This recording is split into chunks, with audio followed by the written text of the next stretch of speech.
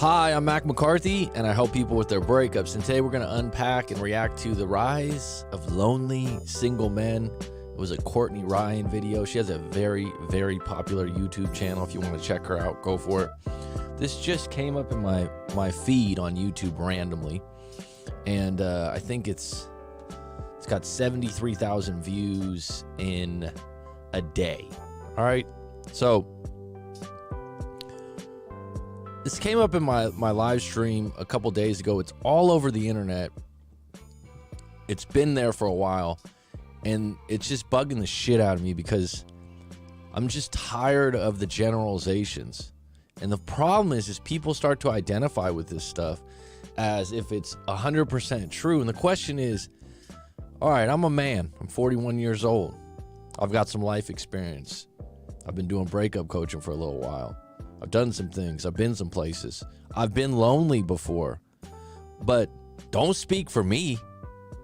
The rise of lonely single men. It's like they put together these topics, and this isn't Courtney Ryan. She's got this from the Psychology Today, and I haven't even reviewed the whole video. I just thought it'd be nice to throw it in a live stream today and get into it. But this was kind of sparked, ironically, a few days back. I was in a live stream, and a client of mine that sometimes comes in and out of the live stream, and I got a lot of respect for. And I know him because we've done some live coaching sessions. I know his background. I know a little bit about his morals and values. It's not just a random throwing comments up, right? That's the thing. When you do a coaching session for 2 hours or multiple times, maybe for 4 or 5 hours, you talk about your breakup, you talk about your stuff. It's a different kind of bond you have with that person, right? So I know this guy. I got a lot of respect for him. A lot of respect for him. He's been through a lot, actually. So he popped in the live stream a couple days ago. I know who he is. He comes in, and he starts this, well, all guys can't. Guys have trouble out here, and he's in California. Guys have a trouble out here dating, and women are only looking for $100,000 a year. All right, so this narrative is just being like all over YouTube, right? Like, guys can't get dates. It's so much harder for guys. 60% of guys on apps. Da da da da. Bah bah bah. Men have this. Men have. Don't speak for all men. Stop. And if you're digesting any of this content, stop for a second and say, does this apply to me as an individual human being? Stop wearing the content. Does this apply to me? And then if you're like, oh yeah, I'm a single guy, I'm so lonely right now, right? And then you go and find a bunch of videos about it. You go and find like a Psychology Today article, and you're like, yeah, that's me. Is that gonna fucking help you? Right? It's like, wait a minute, how does this apply to me, and how doesn't it apply to me? This is a thing that people are doing. It's like, all men. It's like, where? In America, in the Western world. You're speaking, like, first of all, that's a pretty large task. Well, men. Which men? Well, all men. Oh, well, all men in the Western world. Well, all men in America. It's like, wait a minute. Wait a minute. Let me just break this down really quick to get real for everyone.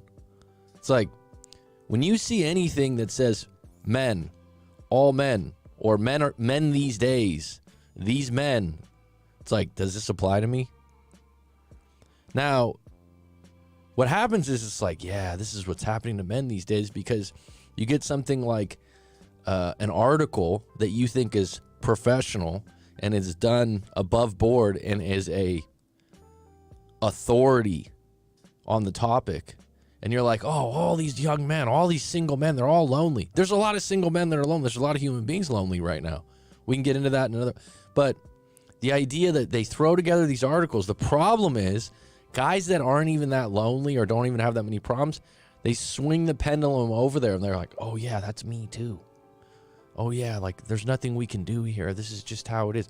Oh, dating apps right now. It's like, I don't really like dating apps either, but there's other ways to go about it. But here's the thing, sitting around and complaining about it, oh, it's not fair. Oh, all, the top, these stats that come out. They're starting to bug me, because it's like, no one ever has the details on the stats. Tell me I'm wrong. Research shows there's scientific data on that. People do this in their live streams. The science supports this. It's like, where's the science? Even if you showed me a research paper, right? It's going to be like, oh, we tested 1,000 people. We had a control subject. This is interesting. Does it represent all men? Hell no. This is what's going on right now. Oh, all men do this. All women do this. Does this apply to you? So like I said, a few days ago, he's like, look, I got 2 messages from 2 women that basically their first question was like, how much money do you make? It's like, all right, where did you meet him through? Instagram. So it's just a random message. All right, well, that's fine. But does that represent that all women are looking for guys that make $100,000 or more? Well, a majority of them, that's how it kind of is. It's like you're looking for that. You're filtering for it.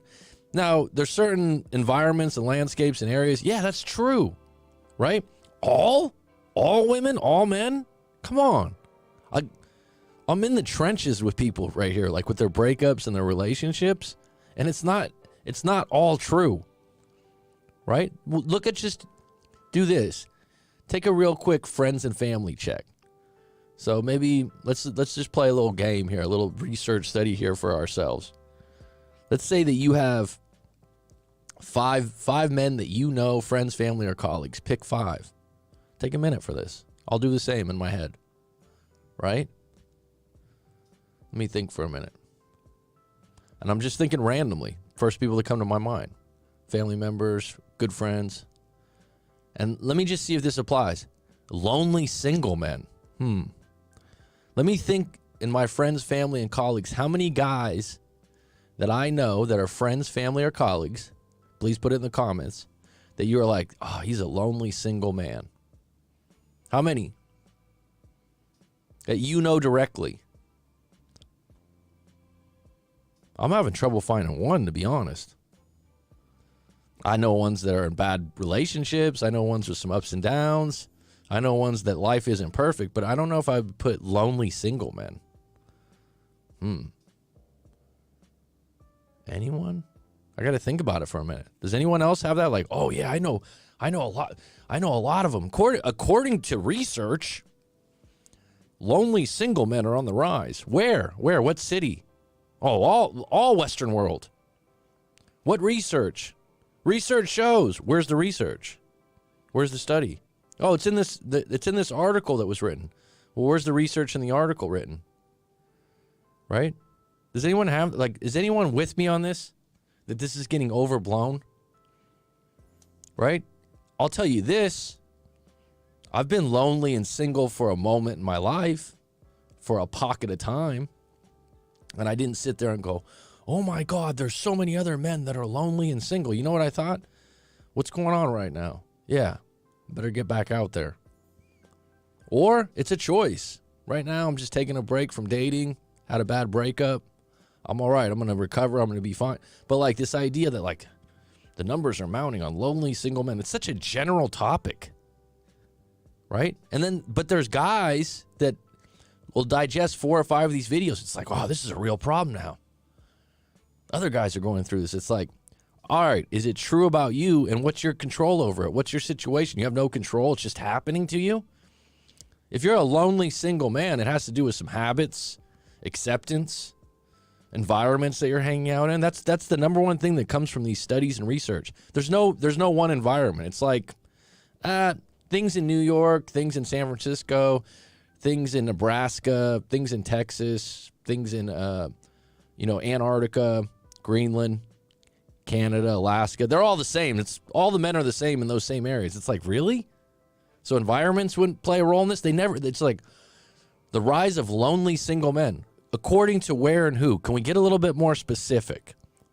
Right? And then people get into these deep dives on it, like, and give it weight. And right now I'm gonna take a quick look at this. I haven't watched the whole video. I'm gonna watch it in the live stream. And I'm just curious. Do you understand what I mean by these generalizations? And people sign up with them. Listen, all men are like, does it apply to you or immediate friends and family? Because that's the only person you're going to change it of. And here's the thing. If you are a lonely single man, can that be changed? Is that a sentence that's given to you? Is that a inevitable thing? Even if it's more likely to be in the times we are now, right? Like, why is this narrative being pushed so much? What's the reason? I'm just curious. Is it true? It's true to you if you believe it. No, Mac, it's true. There's more like that. There's more lonely people than ever before because of the internet. Okay. But how does that serve you if you want to change that? It's like, I wouldn't read more material on that. I would say, wow, I'm going through a lonely phase right now. I'm single. How do I get back on deck? How do I get back on deck instead of digesting material that just supports me being excused from trying? Right? I don't know. Like I said, yesterday I was having this chat. I'm like, really? It's that bad, man. You don't know. It's that bad over here. It's like, all right, well, move environments. All right, let's get into this video real quick. I'm going to share Courtney Ryan here, who's very popular for some obvious reasons, I think.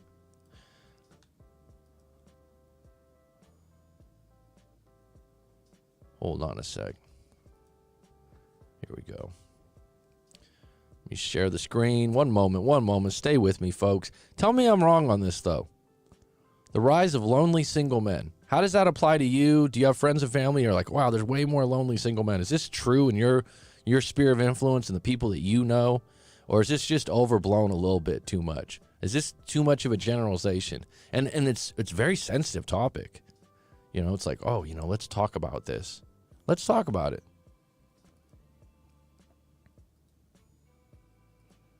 And what I'm going to do on this particular video, the rise of lonely single men, is it really all men's fault? Was what it was titled by Courtney Ryan. I'm going to look into the comments a little bit and see what people have to say about this. So let's get into it. And, thanks, Courtney Ryan, for providing such a great topic. If you guys want to check out our channel, go for it. Let's see here.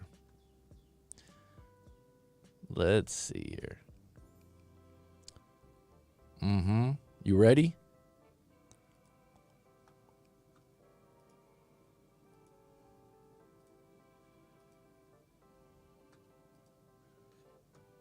If you're new here, I'm Courtney Ryan, and today we're going to tackle the subject of the rise of lonely single men. So this article just came out recently from Psychology Today, and I have seen it all over TikTok. Of course, I have to take a look at it as someone who talks about men's issues on YouTube, and I've also covered this subject before. A few months ago, I made a video about male loneliness and really just talking about the subject in general, why men are lonely, what is taking place in our society that's causing men to be lonely, along with some helpful suggestions for anyone who maybe felt like they needed it. I'm obviously a woman. I don't know what it's like to be a lonely man. I will never claim to know what that's like because I simply don't. That's just obvious. So I came across this article because a lot of people were reacting to it and talking about it over on TikTok. And to my surprise, mostly women were talking about it and basically just blaming men for everything per usual. The title of the article is The Rise of Lonely Single Men, and I decided to do a little bit of digging. And I stumbled across another article that was kind of in response to the original article that is titled, Straight Men, If You Want to Find Love, You'll Need to Do Better. Let's talk about it. So first what I want to do is take a look at the original article from Psychology Today and basically just kind of go through it, gather our information, and then go to the other article that I found. So this says, dating opportunities for heterosexual men are diminishing as relationship standards rise. Men represent approximately 62% of dating app users, lowering their chances for matches. That's nothing new. We knew that. If you are struggling with dating apps, there you go. That's just another one of the million reasons why it's impossible. Men need to address skills deficits to meet healthier. Okay, so just to touch on that, dating opportunities for heterosexual men are diminishing as relationship standards rise. Totally general. So some guy's going to read that and go, oh my God, like I'm already against, the odds are against me here. It's like, that. What study is that from? How is that accurate? Is that accurate at every guy? It's just ridiculous to throw this stuff out here. Men represent approximately, which doesn't mean exactly, 62% of dating app users.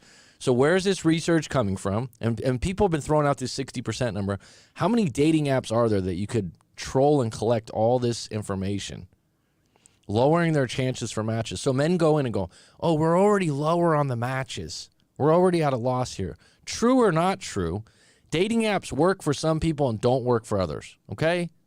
Like, there's people I know that do really well with them. There's people I know that like using them.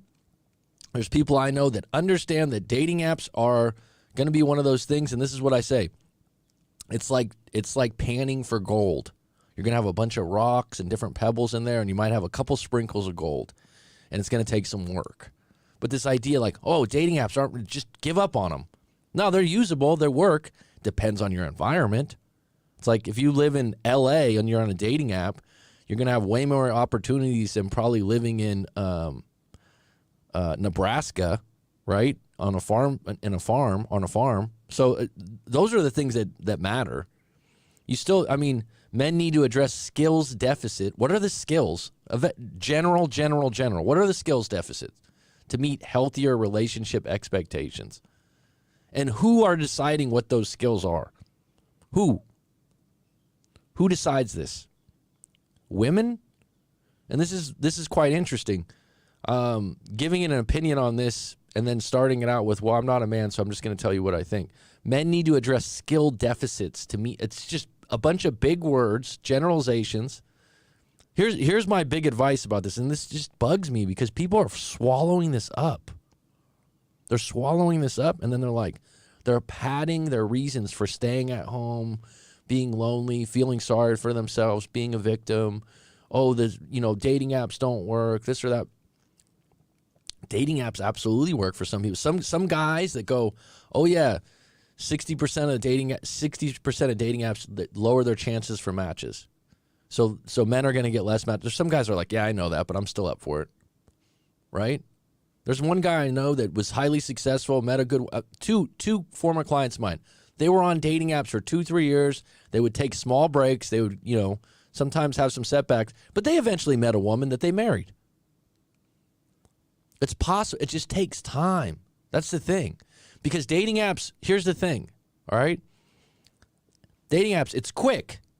I like her. She's hot. I like her profile. She comes back, rejected. Oh, God, dating apps suck.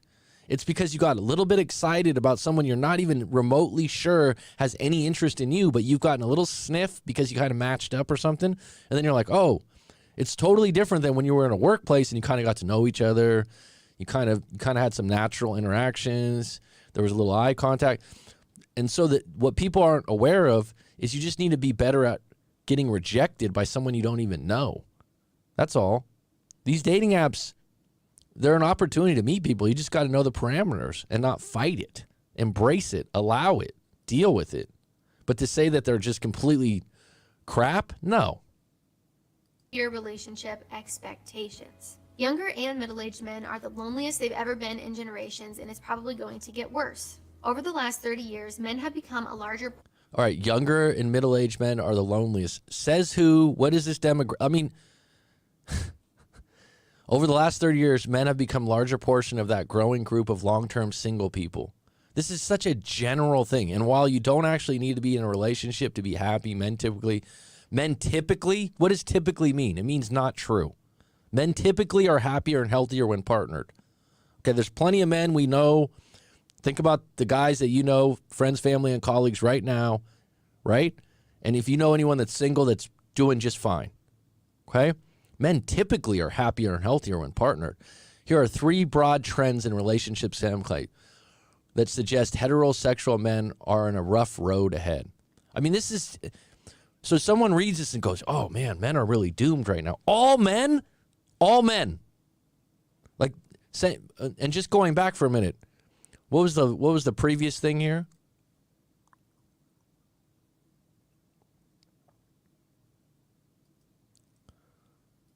Expectations. Younger and middle-aged men are... Younger and middle-aged men. What is that? 18 all the way up to 45?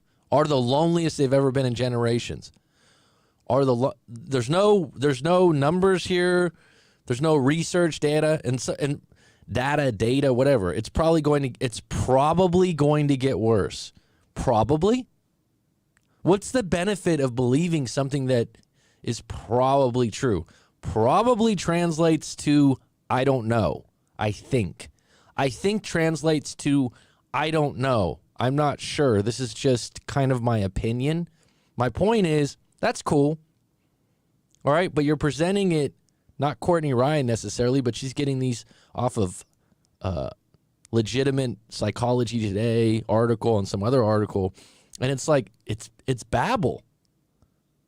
Even if you tried to do a study on younger and middle-aged men, how would you even rate who's the loneliest? Are the loneliest? How are they even being rated as lonely? How are you even using that word? And it's probably going to get worse. Now, regardless if that's true or not, if you're a man out there, why would you read this and go, yeah, that's me. Yeah, things are getting worse. Yeah, that. Or if you're a woman out there, oh God, men have it so rough, right? Like, what is the? Here's what I'd like to suggest. Assess yourself as an individual. If you have a friend, family, or colleague member, and they're like, man, I'm really lonely right now, be there for them. This idea of this is some kind of massive problem for the future, I mean, that's a lot to take on. Is it somewhat probably true? Sure, but you still got to assess yourself on an individual level. Are the loneliest they've ever been in generations, and it's probably going to get worse. Over the last 30 years, men have become a larger portion of that growing group of long-term single people.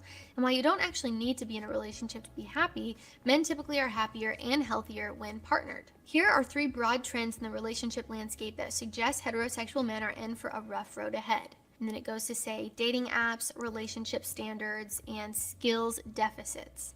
Dating apps, we already know that. I'm not going to go into it because it's just completely skewed to be easier for women, and women have way more options and matches on there than men do. So they have an influx of options and therefore think they have more options, and they all pretty much are going after the same group of men. So that's nothing new. Okay, whether that's true or not, right? It doesn't mean that you can't use a dating app. I mean, women were always going to pick the highest. The jocks, the rich guys are always going to get more options. But that doesn't eliminate you from using a dating app. And the thing about dating apps, there are some women out there that surprisingly like nerds. Or like a guy that is into rock music and has his hair down to his ass and has a bunch of tattoos. Right? That guy has a shot and he doesn't make $100,000 a year. There's outliers here.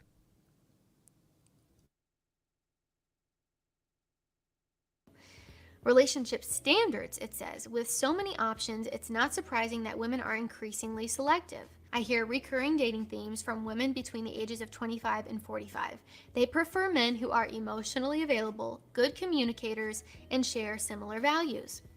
And that sounds good and dandy. That's like the bare minimum of what you should be looking for. Someone who share similar values.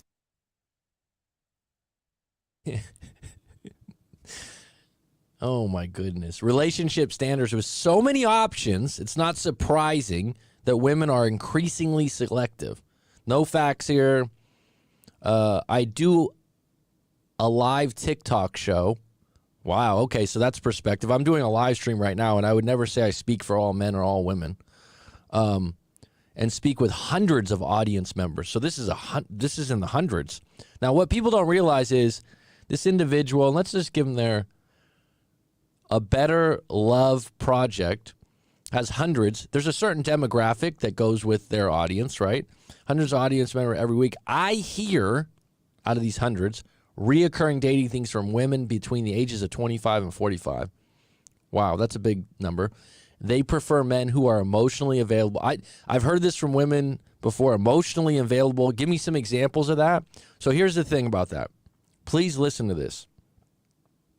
Someone says to me, I want my man to be more emotionally available. Okay, what does that mean to you? Now, the translation for that, the examples to that, the anecdotal information that an individual has for that will be different. I guarantee that. I don't guarantee much. If you got hundreds of people and they go, oh, I want a guy that's more emotionally available, as broad a topic as that. If I said, can you elaborate and be more specific? So Roller Girl is right now. If there's anyone else that wants to comment, what does it mean to you to be emotionally available? I mean, that's a completely broad term. Emotionally available, because what you would characterize emotionally available would be situational, because there'd be certain situations where you'd be like, oh, I didn't know you were so emotional about that, right? Good communicators, oh, that's a news flash. Since when did people start wanting people with good communication skills and share similar values? I mean, what is there any news flash here? So what here is specifically, oh my goodness, with so many options, it's not surprising that women are increasingly selective. I think what they're missing here is being highly attracted to individuals and pictures. Okay? TikToks is pictures, videos, and status, right? And you're going, oh, emotionally available, good communication, share similar values. None of that is judged on TikTok. Someone doesn't go, oh man, that in that 30-second video, I saw some emotional stability and good communication. It doesn't line up. It doesn't line up. Correct me if I'm wrong on that. And that sounds good and dandy. That's like the bare minimum of what you should be looking for. Someone who is emotionally available, someone who's a good communicator, and someone who shares similar values to you. That's like a no-brainer. That's what every healthy relationship should be founded on, right? And I'm gonna get more into that when I go over the other article. And then skills deficits. For men, this means a relationship skills gap that, if not addressed, will likely lead to fewer dating opportunities, less patience for poor communication. Let me read this. Skill deficits for men. This means a relationship skills gap that, if not addressed, will likely lead to fewer dating opportunities. Less patience for poor communication skills. Again, what's your example of if someone said to me, hey, Mac, you got poor communication skills, I'd say, in what way? Give me some examples. Elaborate. Right? Oh, you don't always use grammar correctly. Okay, got me. You're the grammar police. All right, fine. Right? These are general topics that can be debated about and valued in different ways. Right? Fewer dating offers, less patience, and longer periods of being single. The problem for men is that emotional connection is the lifeblood of healthy long-term love. It's the same thing for women, right? Women, emotional connection requires all the skills that families are still not consistently teaching their young boys. So you're going to say in an article like this that for what young boys and what families? There's no families left out there that are teaching kids about emotional connection. There's no healthy individuals that are, communicating better. This is just such a broad brush that you're painting with. And the only problem I have with it is people read it and then they start identifying with it and go, see, and then they look for it and they create worse issues and problems for themselves. Be wary of any article that's all men or all women, or men this, women that. And just go back to yourself. Is this true of me? Is this true of the men I know in my own life, friends and family and colleagues? I mean, how much does this apply? How much is this generalized? Skills and longer periods of being single. The problem for men is that emotional connection is the lifeblood of healthy long-term love.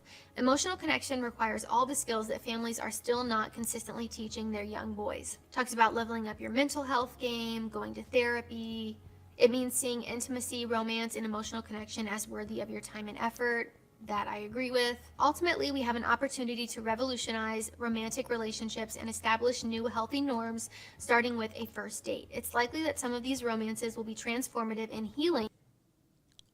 A lot of big words here. Ultimately, we have an opportunity to revolutionize romantic relationships and establish new healthy norms, starting with a first date. Can we just get into the Corey Wayne, have fun, hook up kind of a thing? I mean, opportunity to revolutionize romantic relationships and establish. Who thinks about these kinds of words? when they're going on a first date, man or woman. It's likely that some of these romances will be transformative and healing, disrupting generational trauma, establishing a fresh culture of admiration and validation. Give me a break. It's way over the top, esoteric. Come on. You read an article like this, it's like, and they're speaking for all men. Men need to be more emotionally available. What does that even mean? What does that even mean? We got Eve, Petty Betty on here. Roller Girl, what does that even mean to be emotionally available? What does that mean to you? What does it mean to be a good communicator? And then you go into disrupting generational traumas. It's like, is anyone like is anyone going to go on their first date and go, I've got generational trauma I want to unpack here? I mean, come on. Disrupting generational trauma and establishing a fresh culture of admiration and validation. Men have a key role in this transformation, but only if they go all in. It's going to take that kind of commitment to themselves, to their own mental health, and to the kind of love they want to generate in this world. Will we step up? All right, so men have a key role in this transformation. Can we just go on dates? Can we leave the transformation for another time? If you need to go into a transformation, and you got some issues, and you got generation trauma, and you got mental health issues, be single for a little while. Not to be lonely, but to work on yourself, to get some therapy, right? This isn't the time to go into a date and go, I need a man because I need transformation, and I need, to deal with my generational trauma. But only they go all in. It's going to take that kind of commitment to themselves, to their own mental health, to the kind of love they want to generate in this world, not in their city, not in their town, not in their household, not just for them, but in the world. Will we step up? Wow, this is just drama times 10. I mean, and you're wondering, why are men lonely and single? It's like articles like this with expectations of being an Olympic gold medal winner in mental health, right? Get your mental health together before you start dating, right? And I do think that there are a lot of men out there who are not putting in the effort, who aren't even showing up for themselves or putting in the effort in themselves. So why would someone else want to date you, right? I think there are a lot of people who play the victim. I agree. A lot of victims, a lot of guys not putting in the effort, complaining. I agree with Courtney on this. A lot of women playing the victim. A lot of women blaming men. A lot of women reading articles like this that they go, oh, it's the guy's fault. Oh, he's not emotionally available enough. I haven't found a guy that's emotionally available enough. Okay, that's something you look. I mean, it goes both ways. And what happens is people are consuming content and they're sitting around and they're not making moves and they're not accessing their own life, right? There's a lot of guys that could apply to this. There's not one example that you can, the thing about this is you can make sense of anything that's probably, I'm thinking, some men, this man. But then when you have an article like lonely single men, it's an epidemic kind of a thing. And like to point fingers. However, I don't think that some of the responses to this article even began to consider the role that women play in this as well. Because when you hear from the outside that the top 3 things that women are looking for are someone who's emotionally available, great, good communicator, great again, and share similar values, triple threat, great, but sadly, I don't think that's true. I don't think the top things that women look for is emotionally available. Does anyone have an opinion on that that's on deck right now? I don't think that women go, number one, I want a guy that's emotionally available, good communicator. I think that article's pissing in the wind. I'm sorry. Women that I come into contact, it's like, I don't think it's emotionally available and good communicator. I think that connection and chemistry, attraction are the 2 that win the day in the beginning. Okay? Connection and chemistry, attraction, finances. And finances, especially in areas like America where inflation's high and things are very expensive. Okay, so we'll throw in finances. Sure. Finances are kind of related to being successful and having status also. But does being emotionally unavailable fit into those, or a good communicator? I don't, and that's one of those things that's going to be discovered over time. I mean, these kinds of things that come up sometimes, really. Looking for an emotionally available and good communicator. Really? What if he's fat and ugly? Is that going to still work? No, of course not. Of course not. So wouldn't that come first before you even make the decision?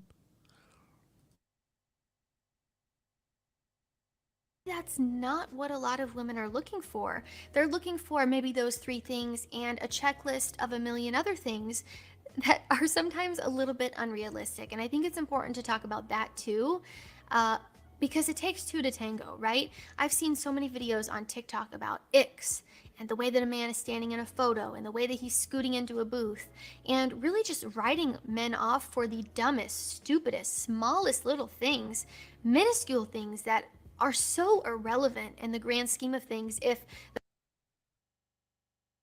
the key part is like you're seeing this on TikTok. So you're hanging out and you're consuming content on TikTok, and then you're going, yeah, on TikTok I seen this, and on TikTok I seen this. I wouldn't date a woman that's actively on TikTok probably, because it's going to affect her attention span, right? And she's going to start making generalizations like this, where I saw this on TikTok. I saw this on TikTok.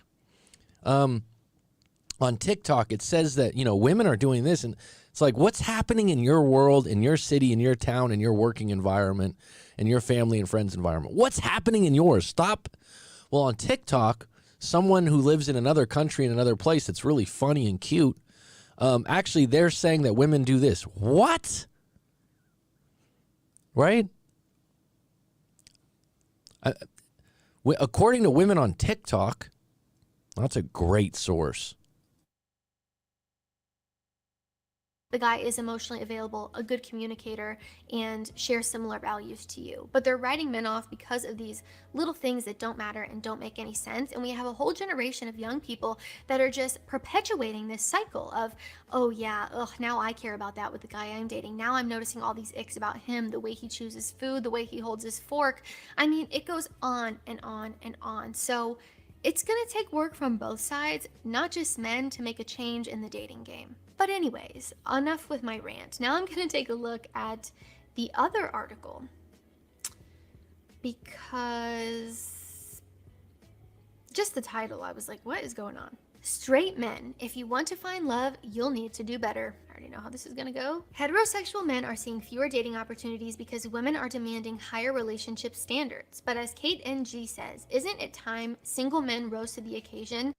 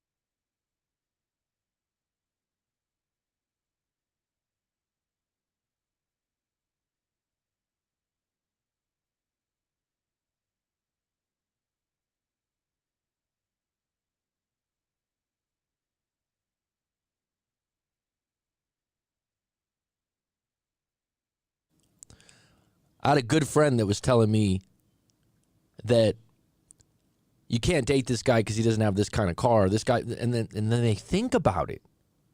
What do you want? What do you accept? Again, heterosexual men are seeing fewer dating opportunities. Says who? What is this generalization? Someone else can go, I've never had more dating opportunities in my life. Someone else can go, oh man, this is individually based. Habits, morals, environments, right? Someone goes, oh, I got to make $100,000. Where do you live? Where do you live in the world?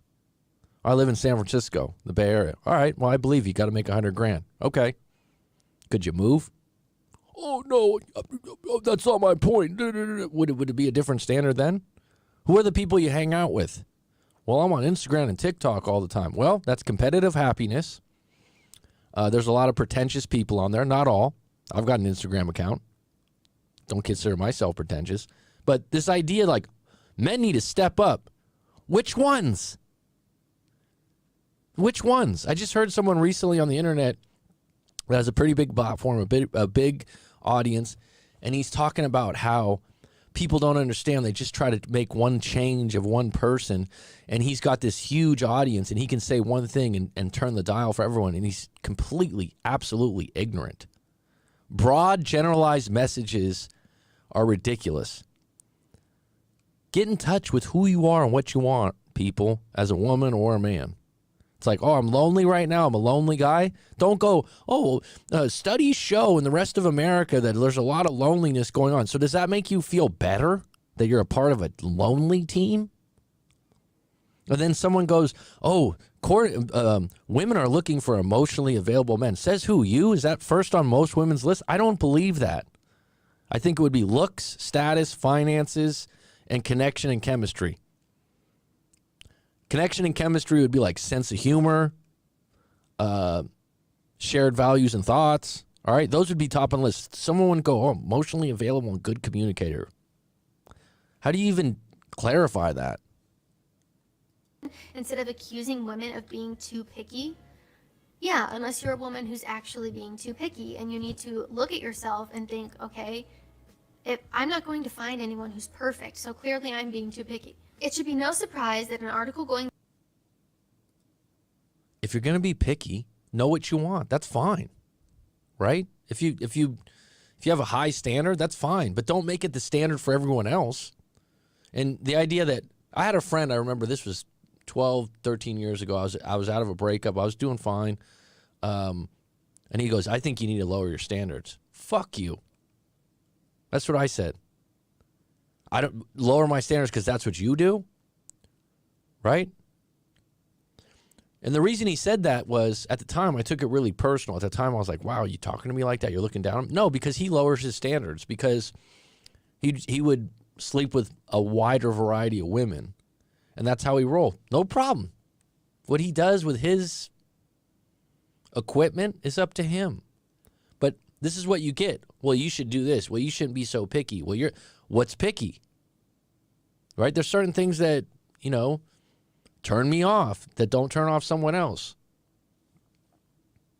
Be picky. It's fine. Complaining about and generalizing that when you start generalizing for all men and all women, and then you put yourself in there, and then you go, you know what? Like, this is why I'm lonely and single, because this is an epidemic in America right now, and women are making picky choices. It's like, that's not going to help you, whether it's true or not. Doing an honest self-assessment of like who you are and if you're happy with yourself, right? That would be better.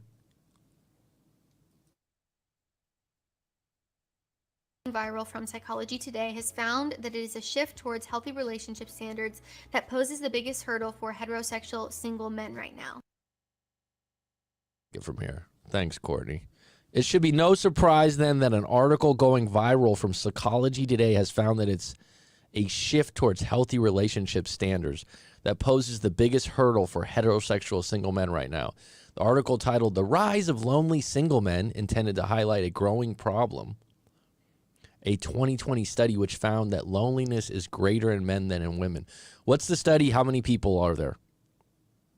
With young men most vulnerable to becoming lonely. But as one Twitter user pointed out,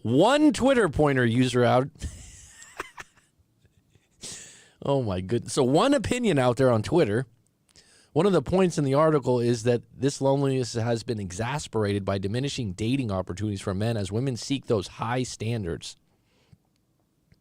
So what's the answer for men out there? To give up, to cry about it? Wherever you're at, and this was what's really interesting is I did a video on this recently, and there was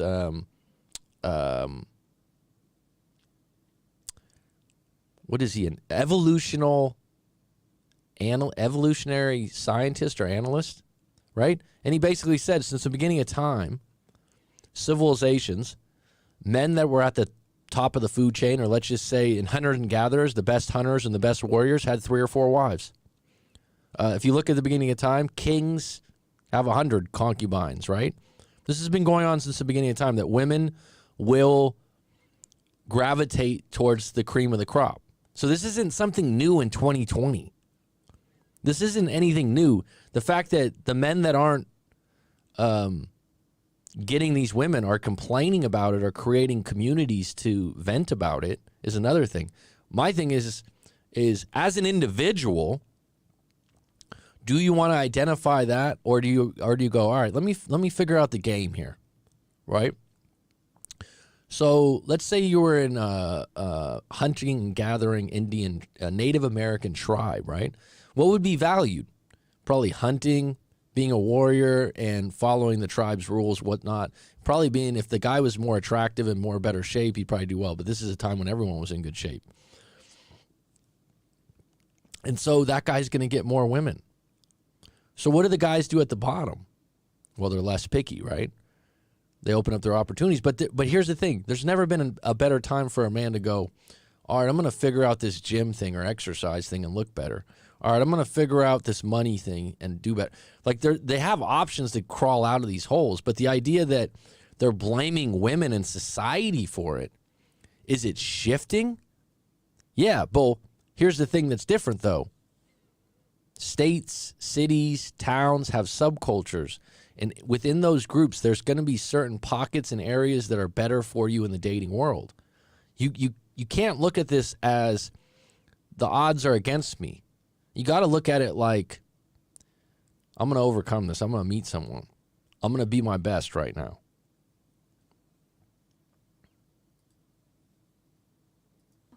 The article titled "The Rise of Lonely Single Men" intended to highlight a growing problem. A 2020 study which found that loneliness is greater in men than women, with young men most vulnerable to becoming lonely. But as one Twitter user pointed out, one of the points in the article is that loneliness has been exacerbated by the diminishing dating opportunities for men as women seek those higher standards. Cue the pile-on. Women are increasingly selective because dating apps offer a vast number of options. I hear recurring dating themes from women between the ages of 25 and 45, he wrote. They prefer men who are, again, as I said before, emotionally available.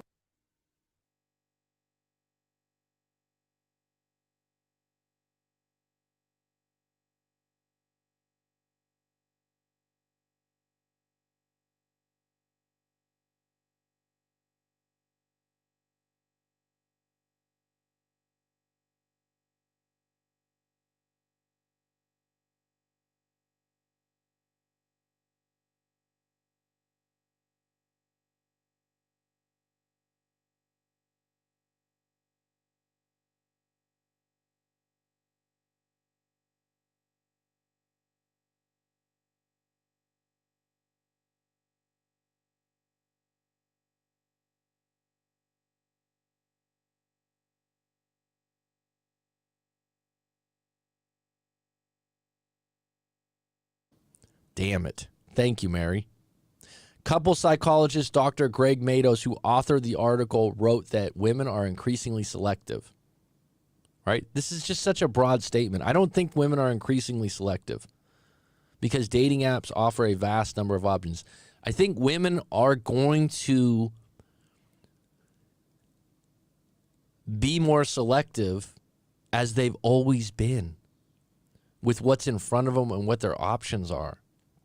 I hear reoccurring dating themes from women between the ages of 25 who wrote they prefer men who are emotionally available, good communicators, and share similar values. I don't think that's what they're all looking for.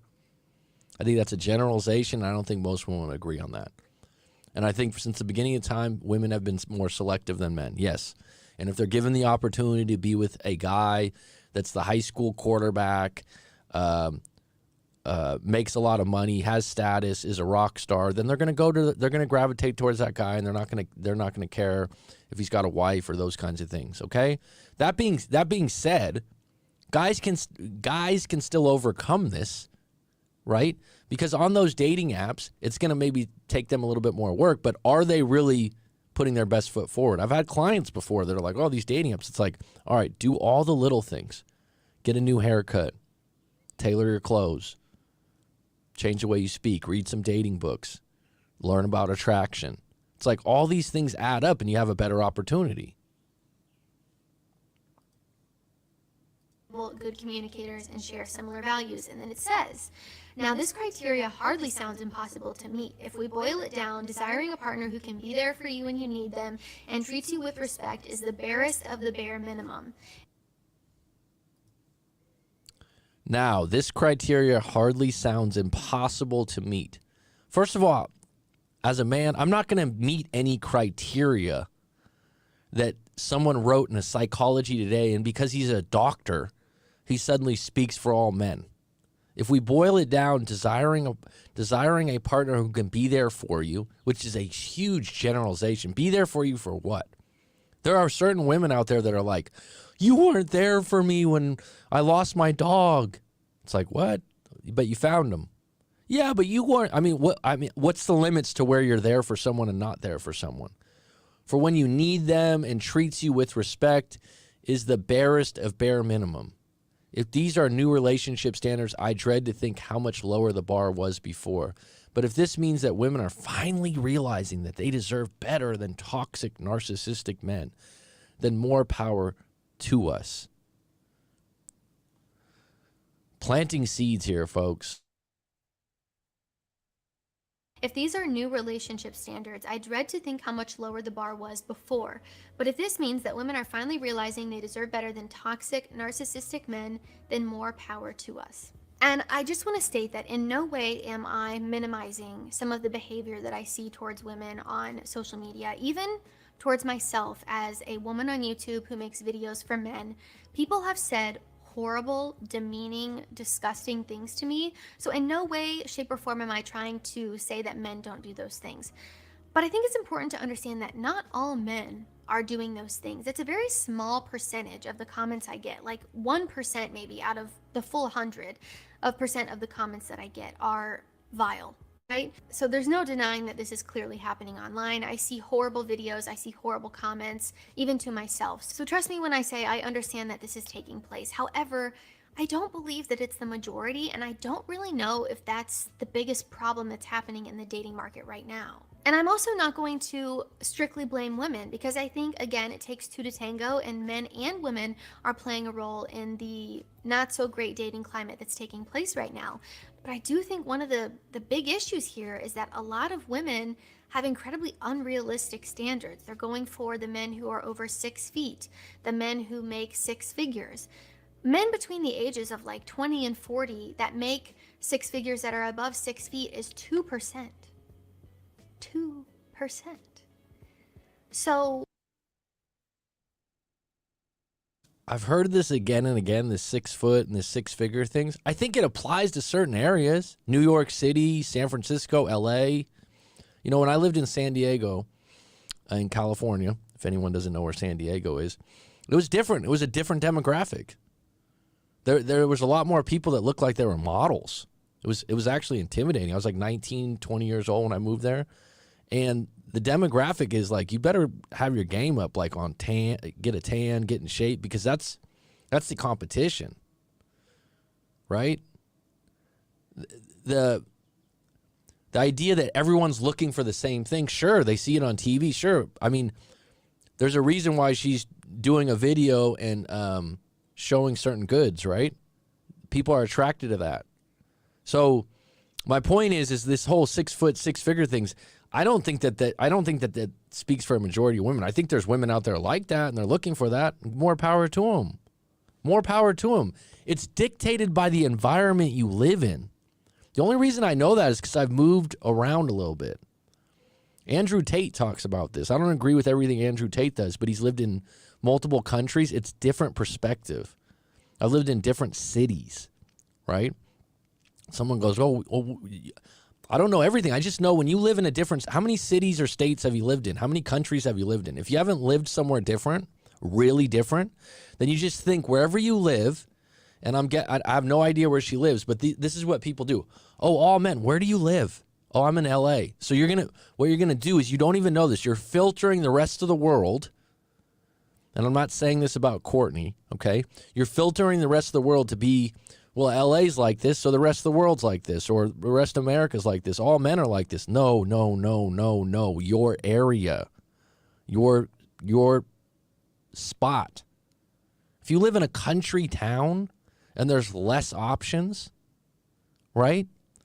Wouldn't there be women that are willing to come down in the values they want? Okay? So this idea that like famous guys or guys that are incredibly good looking are going to get a majority of the women, it's been going on since the beginning of time. And by the way, incredibly good looking women, right? Incredibly good looking women. Isn't it the same thing for them? Right? And I'd even say that women that are like subpar 7, you know, on a scale of 1 to 10, a 6 to an 8, and that's just my scale. I mean, I've had girlfriends before that I'd say, yeah, she's pretty, she's good looking. I don't know if, you know, how good looking. Some guy's like drooling over her at the restaurant like you just saw a supermodel, right? So it's different for different people. I have clients now, the last year especially, that are under 5'10", and they're absolutely convinced that they're fucked. Well, I'm 5'5". Well, I'm 5'6". Where did you read? Like, where did you read this? That you're, like, yeah, women like taller men. Okay, men like women with bigger racks. Right? Thanks, Courtney.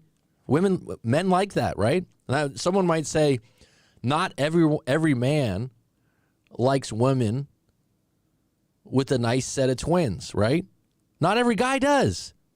Do most? Probably. Okay? Right?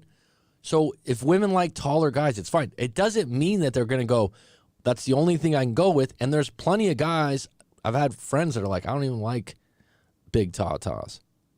I don't even like them. And you're like, well, have you had them before? Right. So different strokes for different folks, no pun intended. But you get what I'm saying. This idea, though, that, oh, all these women, generalization.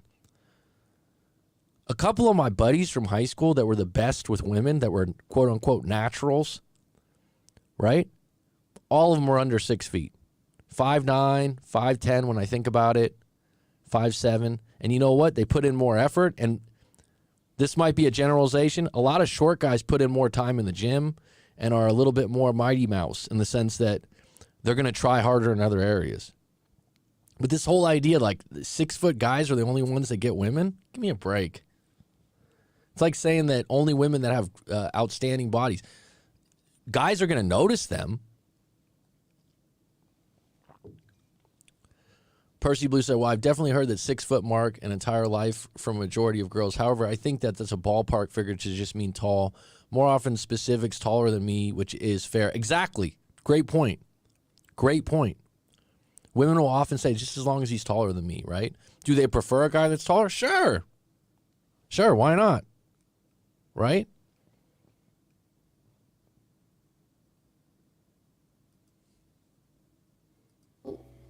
Then obviously it would make sense why there are so many single men.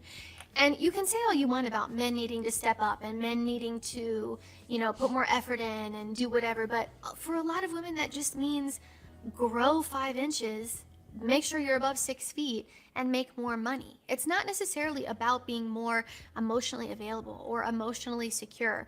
There are so many amazing, incredible, great women out there who care about those 3 things that were mentioned in the Psychology Today article. Being emotionally available, being a good communicator, and sharing similar values. Those are undeniably 3 of the most important things that you should be looking for. If those were the only criteria that we... Let's be honest, okay? Just my take. The things that you should be looking for, are you highly attracted, number 1? Okay? Are you attracted to the person? Okay? Can you have a good conversation, some chemistry there? But number 1, the fishing lure that hooks the fish, it's attraction. The higher the attraction, and even a woman that goes, oh, I like guys over 6 feet, she can be attracted to a 5'8", 5'9" guy, 5'5" guy, okay? If she eliminates you from that already, good. You don't have to deal with it, okay? Most of Hollywood, right? James Dean was 5'6". Tom Cruise is 5'6", 5'7". Michael J. Fox is like 5'2". Back to the Future, okay? So here's the thing, though. The things that are going to line up for you are going to be different for me and different for you. But attraction's number one, and that can change, right? You can be a little bit attracted to someone or think they're cute, and then they grow on you or they get hotter, or vice versa. But attraction, it has to be there. Number two, you gotta trust and feel comfortable around the person. Okay, so the idea of being emotionally available, I think that comes down the road when you're together, right? And so, like, the question about this debate, are you a lonely single guy, but you're still hooking up with women, but you're just not into maybe a monogamous long-term relationship? I don't know if that guy would be lonely. But this idea that this is just a narrative that's been spun, this 6 foot thing. And the problem with narratives like this that get hammered, guys that are 5'5", 5'6", I've talked to them, they think they have no chance. They're done. And it's like, no, it's not true. These kind of videos do not speak for everyone. I don't think women are all looking for guys that height. But there are some, and they might be on Instagram, and they might be, oh, that's all I want is a guy that's making 6 foot. You better have your money. A lot of this is popular culture. A lot of it's hip-hop music. A lot of it's content-oriented. And then people are like, yeah, that's true of everyone. It's not true of everyone. There's subgroups. It's not. The minute you start identifying with it and making it true, you'll filter for it and you'll make it true in your own life. That's the problem. That's why I'm making this video right now, because I'm like, don't sit here and go, you're doomed, right? We all have something that we wish we could perfect about our looks or about our bodies. And we think like, especially when you're younger, you think, if I had that, I'd be dialed in. If I had that. The funny thing is, I've met some women before that look damn good. I mean, first impressions, you're like, yeah, that one. She walks in the door and you and your friends are like, did you see that? Yeah, I already saw her, bro. Everyone saw her, right? And there's some guys that just get all giddy over it. But let's, right? The thing is, you could meet that woman and be repulsed by her attitude or her personality immediately, right? Percy says, let's be honest, if you got game, you're going to be all right.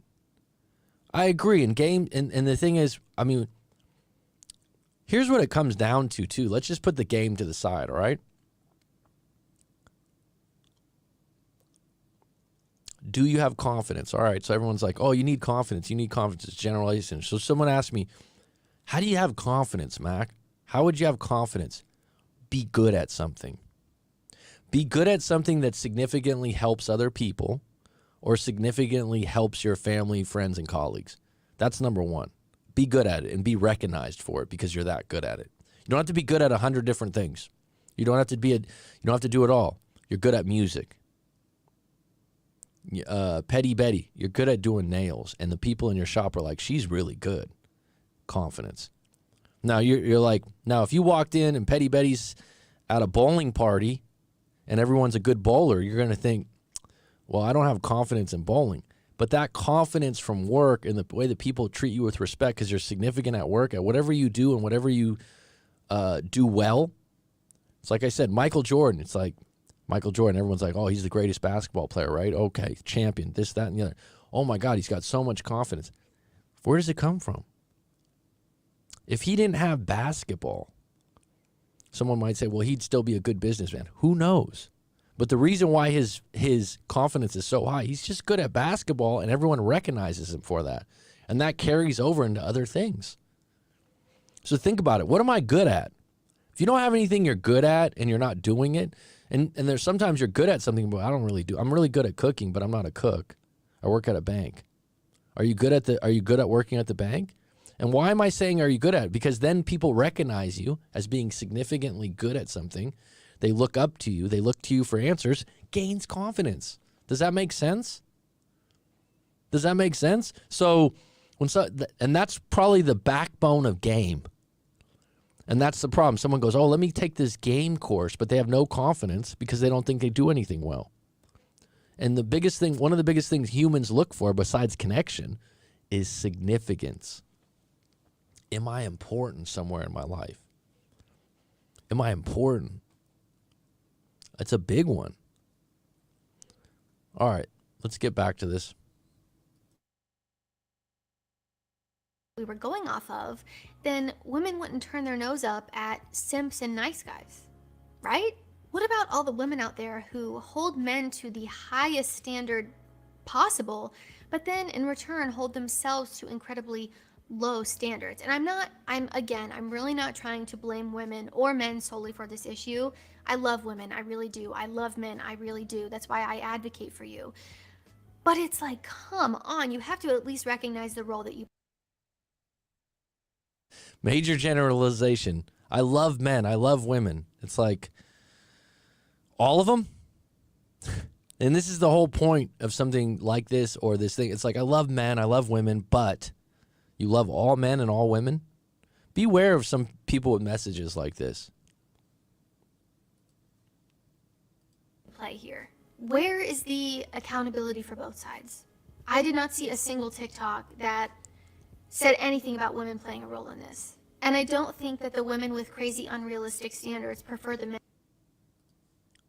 According to TikTok and my research on watching TikTok, so this has become something that gets unbelievable. So on TikTok, which speaks for what men and women really think these days.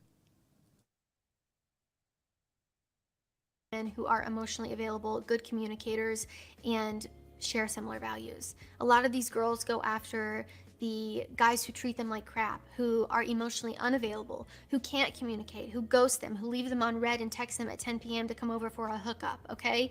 There are so many women that go after the wrong type of men and then say, well, there's no good men. No men are emotionally available. No men are good communicators. When in reality, you're just going after the wrong ones because you're going after the percentage of men that get all the attention from women, so they feel like they can act however they want and do whatever they want and treat women however they want because they're getting women anyway, because you're the ones going after it. Okay, just don't buy into this scenario. This is a scenario. She's saying that because these guys get so many women, they treat the women like shit, they take advantage of you, they're not available, this, that, or the other. Just assess your life as an individual. All right? Assess your life as an individual. It's like, Mac, what's true of this about you? Or Eve, or Petty Betty, or Percy Blue, the people that are on deck right now, Eve, okay? When you hear this information, men, women, oh, and according to TikTok, all right, anyone that, I'll say it right now, I wouldn't date anyone that put a lot of weight into TikTok research, period, right? Someone might say, well, you're too old for it. Fine, right? It's extremely shallow data, okay? Data, if you will. This idea like, oh, well, these guys that get all the women take advantage of their power. Stop generalizing. Take an honest self-assessment of your life. This is what's really happening right now with these social media platforms. Everyone's a fucking spectator giving their take. It's like, even right now, guilty, right? I'm this person that's much more popular than me on YouTube. I'm doing a reaction video to her reaction video. So technically I could be a spectator on this one, giving my take, right? Guilty as charged. Okay? Now, if you look at it, though, like, this is where everything's headed. It's like, look at this person, look at that person. This person's doing this. Women do this. Men do this. What I want you to do, though, this is why I was sparked to do this. What do I want? What do I genuinely want in a woman? What's holding me back from getting that, if I'm going to be honest? What does that woman look for? Right? This idea of, like, men and women are doing this. Men and women are doing this. All these men and women in these articles have no names. You have no background. If you were really going to be doing some educated research, wouldn't you have a little bit more details? Right? You line up 10 women and 10 men and you give me their background. You give me their profiles. You tell me who they've dated. You tell me about their childhood. That's some fucking real research. Right? You give me everything about them. I'm like, and then you'd go, oh, I know why they are the way they are. This is one of the biggest things. Oh, men are this, women are this. Yeah, there's some certain nature things, masculine, feminine, I'm with you. Hypergamy, I'm with you. Women are going to like guys that provide, that protect, that are consistent. I'm with you. All right. This whole thing, though, that like there's a rise of lonely single men right now, and it's because of women. It's because of this. It's like that might be true. There might be some stats that's very hard to measure. Don't identify with it. Don't start going, yeah, that's true. That's me.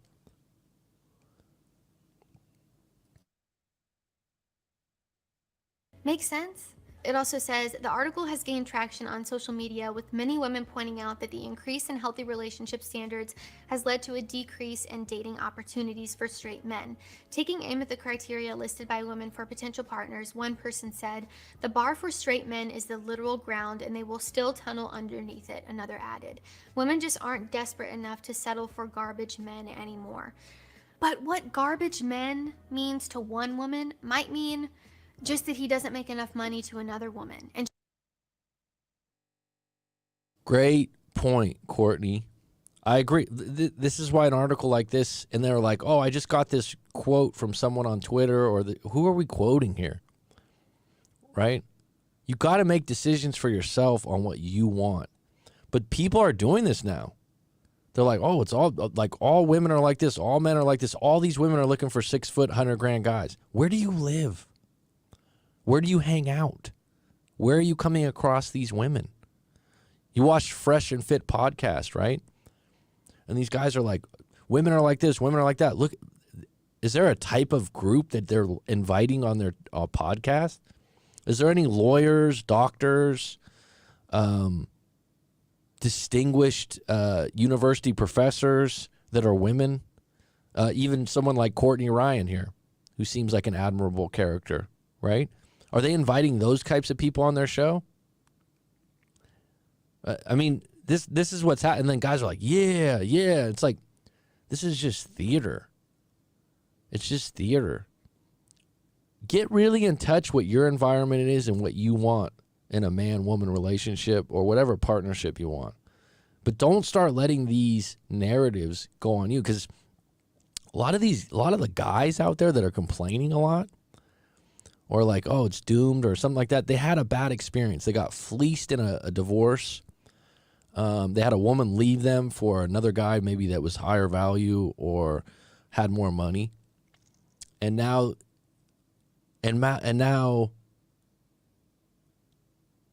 it's like, now I got to identify with why it happened. You know, like, oh, because society now has changed and all women are doing this. No. Not all women are like this. It's not true. Not all men are like that. You've had a couple bad experiences, and instead of taking them on the chin, you're like, yeah, someone was cheating in this game. Right? It's like basketball. I'm going to always reference basketball because that's my favorite sport, and that's what I watch a lot, right? Basketball, the refs have a big effect on the game, right? So let's say you lose a championship game, you're like, it was the refs. The reality is, if you only lost by 2 points and you're like, that was the last call, there was a lot more leading up to you losing by 2 points, a lot of missed opportunities in between that isn't just the ref's fault. And so when someone gets in a bad relationship, they get fleeced. One of the worst ones I've ever heard, I'm going to share this story real quick. We're on a roll today. One of the best stories I've ever heard. This was a secondhand story. These guys I knew, they were cops in Southern California, in a very expensive area of Southern California. And they said they had a fireman friend who was a chief who was making, I think, 180, really big money. Cops and firemen in California in good cities, when I say that have big taxes, they make good money. Very good money, very good benefits.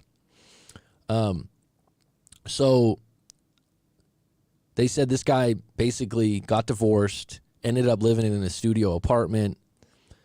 I think he had 2 kids. The wife got full custody, painted a really bad picture of the guy, and basically got the house, got money. The guy could barely afford his apartment. I was like, how does that even happen? They go, oh, she just spun a story. She put it together. They're like, he's a really good guy. So that's a story where you're like, damn. Now, when I heard that story, I thought, man, guys are going through it in California. This is happening. Guys are getting fleeced for their money. That was one secondhand story. I never met the guy. I never met the wife. I don't even know the logistics. The guys that told me the story, they were police, and this was a fireman, so they couldn't have been that close, right? So I don't even really know the story. But when I first heard it, I was like, damn, really? They're like, yep, studio apartment from having a house with a pool, making 150, 180 grand a year. And now he's got to, give most of his check to take care of his kids. Still, I don't know the specifics of what happened. Now, that being said, someone might go, oh, he should have had a prenup. Oh, he should have done this. I don't know. Now, that guy afterwards could easily be one of these people that's like, oh, all women are messed up. They're all going to take advantage of you. But I really don't know what happened in his marriage. And by the way, if he did nothing wrong, what he did wrong was filter before he married her ass. Is she capable of doing this? Or did he actually do some things wrong? Now, is it fair or right to end up in a studio apartment? No. But you got to know the rules of the game or the place you're in. Right? Now, that being said, if he makes that much money, he has that much status in the fire department, he probably can get back on deck at some point. But these are the stories that float around, and everyone goes, oh, man, the woman just fleeced him. Right? She just fleeced him. Possibly. Percy Blue says, I mean, maybe they voiced those generalizations, but I don't know. It doesn't hold up, even to the men or women they date or have dated in the past. Then they should reconsider why they attract certain people. I have a client dating a chief or a captain or whatever for the firemen, so I asked her to get him to let me slide down the fireball. You're funny. The reason I brought up that story is that a lot of people have these situations where they're like, oh, it's just messed up for men. And the thing is, it's like, as a guy, have you just given up? Is that what you're saying? I'm just giving up? I'm just giving up? Is that what you're saying? Like, it's stacked against me, I have no chance. So I'm going to go around and generalize about everyone.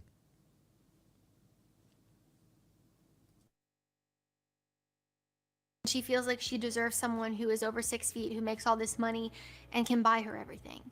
So, I don't know. I don't necessarily think that this is the main cause. I think really what it is social media and this feeling like we have all these options at our fingertips, and women constantly getting validation and attention from men on dating apps and just online in general, and having more people to choose from. They can hand select who they want because they have more options.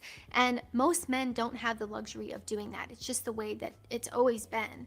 And I think it's been this way for quite some time, but I think it's become even more of a big deal because of social media and dating apps. And there are some things in this article that I do agree with. I do agree that being a good partner means being open with your thoughts, your feelings, and your needs while holding a space for your significant other.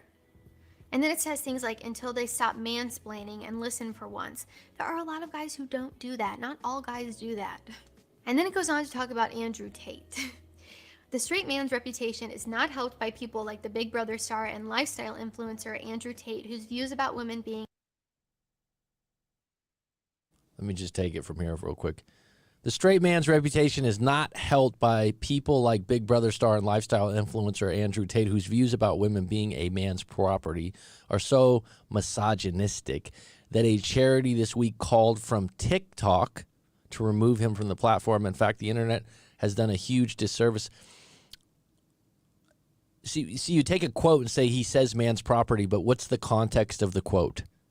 Okay? In fact, the internet has done a huge disservice to straight young men, many of whom are isolated and told that their singledom has nothing to do with them and everything to do with the wrongness and exploitation of loneliness and how incels came one of them movements in the modern names. Straight men have not come to terms with the fact that the problem is seated in their own toxic masculinity and archaic patriarchic values. Listen to these words being used. Are you just trying to be smart about something? Listen, let me simplify it for people a little bit. Let me give you my take, which is my opinion, which is not factual, but it's just a little bit more simpler to understand. Okay? There's some men out there that aren't familiar with attraction 101, whether they're 30, 40, 50 years old, whether they have a great body or a bad one. And a lot of people, there's a guy that's a client of mine, late 30s, good-looking guy, firefighter, actually, horrible with women, has no trouble attracting women, horrible with women. He's come to me a few times, and you said that? Really insecure, right? Extremely insecure with them, and attracts women like crazy. When it gets down to the get down, he's just too nice. He's too sweet. He's too kind. He's very emotionally available. He has no edge to him, and women break up with him within 3 to 4 months, and they end up walking all over him and making fun of him. Now, these are the kind of women he attracts, right? This is a specific case. And straight men have not come to terms with the fact that the problem is seated in their own toxic mass. What a general statement to make to all single men. Who the hell does this author think they are? I mean, this is just crafting a story, right? And the problem is someone will read it and go, oh my God, this is so true of Ben right now. And then they go around and they start looking for toxic things in men, right? It's just ridiculous. This is when you over-research things. Get out there and date, okay? Get out there and date and put yourself out there. Be smart about it and know what you want. Like, what are you looking for? But if you go out there and it's like, oh, these guys are toxic masculinity, ha, ha, ha, right? Who's to blame here, women or men? There's people that have created these groups that are like anti-men, anti-women, this, that, and the other. Who wins? Who wins? Right? All the while, the guys on the sidelines that don't care about this kind of stuff, they're going on dates. Women are going on dates. And I always say, thank you, Petty Betty, go on bad dates. Go on, that's your answer. Go on some bad dates. All right? Go on, and if you're on dating apps as a woman, go somewhere public, okay? That's just a safety thing. Go on bad dates, have an out. Dating apps have changed the game a little bit, but this idea, women are this, men are this. Eliminate the ones right away. Don't feel bad about it. And I've had this before too. Guys get out there, we do some coaching. They're all, Sloan Magnum, what's up? My E40 fan. We used to drink out of jelly jars. The emotionally simpy beta always going after women who prey on their type. It's status quo. I've seen it so many times. So everyone has their own situation. This is what I've learned as being a coach. I was a teacher for years. Humans are nuanced. Okay? What does nuance mean? You have a little difference about you. You have something quirky about you. You have something a little different about you that's surprising. You have something in your past that makes you act a certain way or like certain things that's surprising.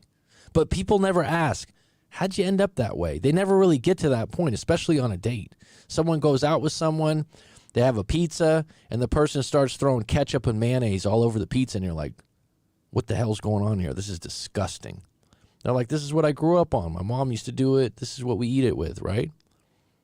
There's all kinds of little intricate parts of each. When you start going, men are like this, women are like that, men are like this. Is social media a big issue? Absolutely. Is it making people more depressed and competitive in happiness? Absolutely. There's an answer. Don't use it so much. Turn it off. Get away from it. Stop being addicted to it. Stop comparing yourself to everyone on social media. There's answers to it. Oh, I can't. That's a choice. That's a choice. Right?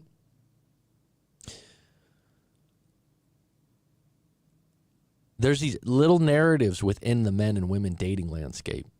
Okay? But even smaller than that, right? So let me get back to this. Sloan Magnum, welcome. You've made a lot of comments in past videos. I appreciate your take. I was always curious. Sloan Magnum, is that a female or a male tag name? Because Sloan, I always think of a woman that I used to know.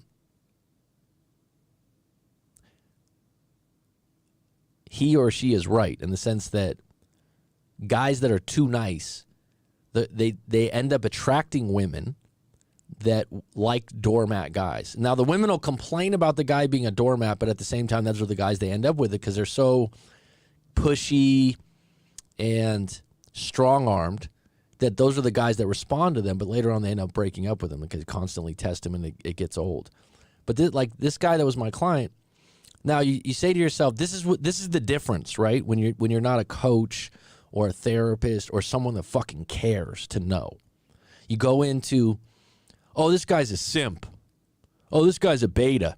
How did he get there? How did he get there? Then you'll have a little bit of empathy, right? So this is what happens when you do a coaching session. I don't just go, oh, man, you're beta. Man, you're a bitch. What happened? All right, so I'll give you an example. This guy was telling me his stories. This girl's bossing him around, right? Pushing him around, makes fun of him in public in front of friends. And he's like, why do you do that? Why do you do that? Why do you keep talking to me like that? Don't you like me? Don't you find me attractive? He's literally saying these kinds of things. I was like, you said that? He's like, yeah. So someone might go, well, tell him how to be like a man. It's like, nah. Here's the thing. I could say, hey, man, don't talk like that. Say this, this, and this. Even if he copied what I said and did, right? It's still going to surface who he really is. So you ask him, what's your relationship history like? Well, probably for about, and this is kind of like the voice tone, probably for about,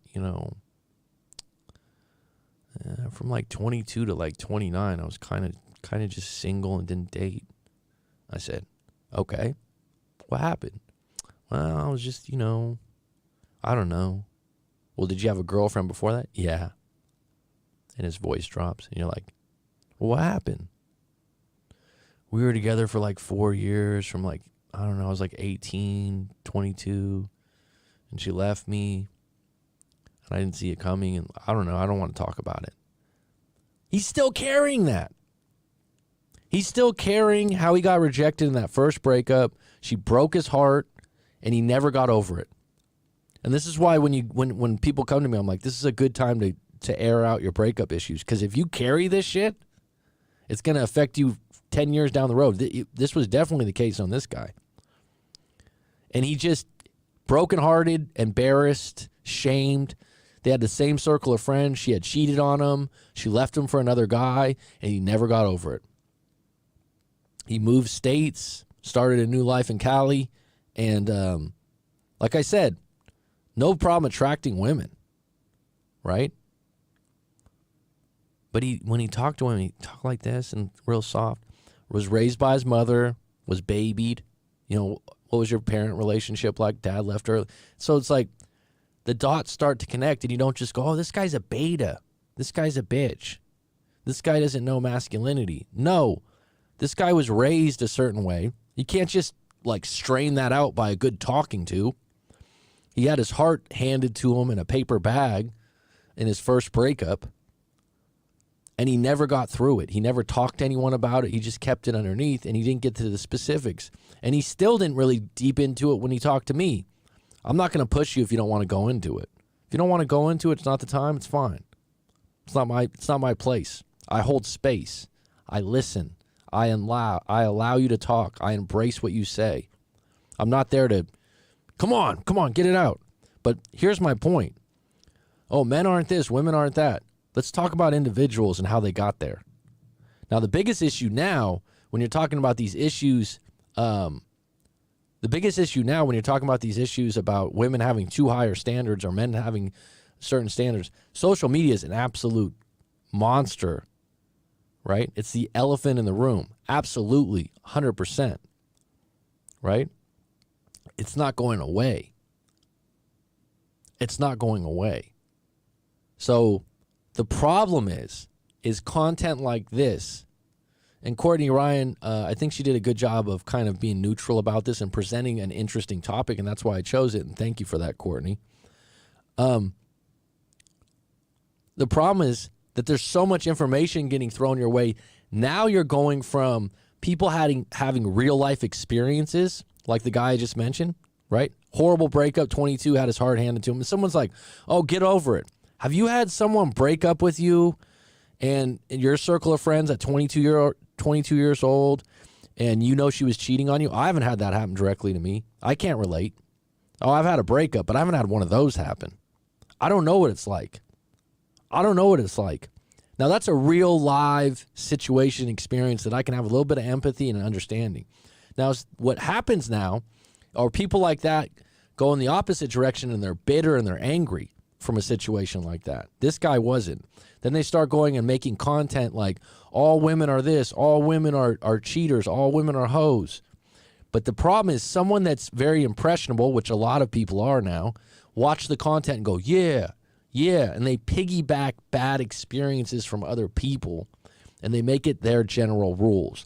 That's a problem. You got to get in touch with it. You really do. You really got to get in touch with what your individual issues are.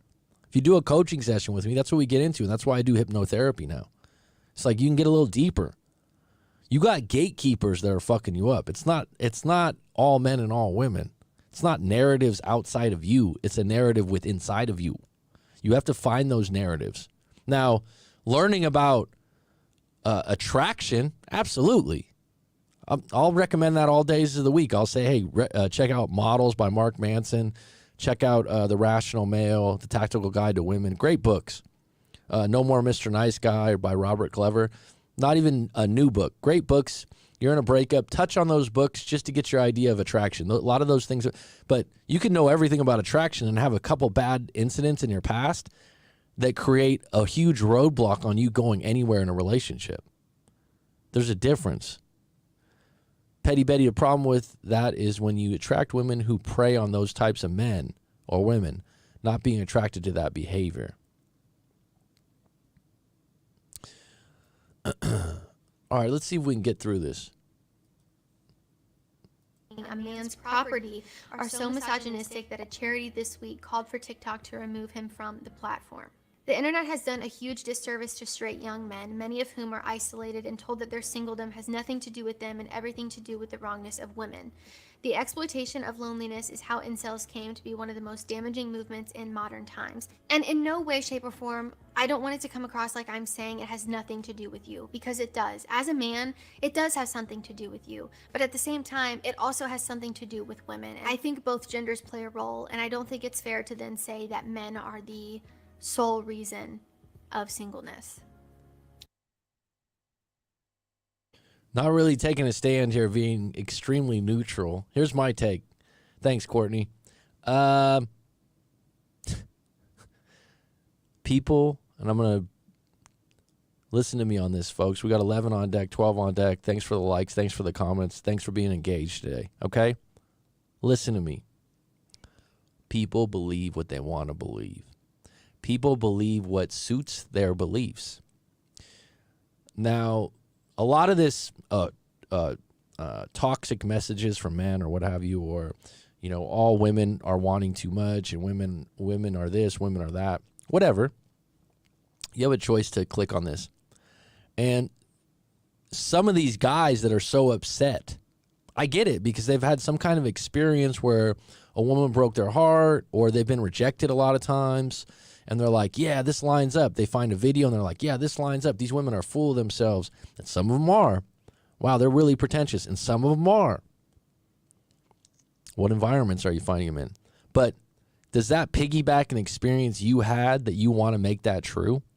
So I've got a friend that I went to high school with. We're not really close now, but we keep in contact, right? And this guy really let himself go, to be honest. Massively overweight.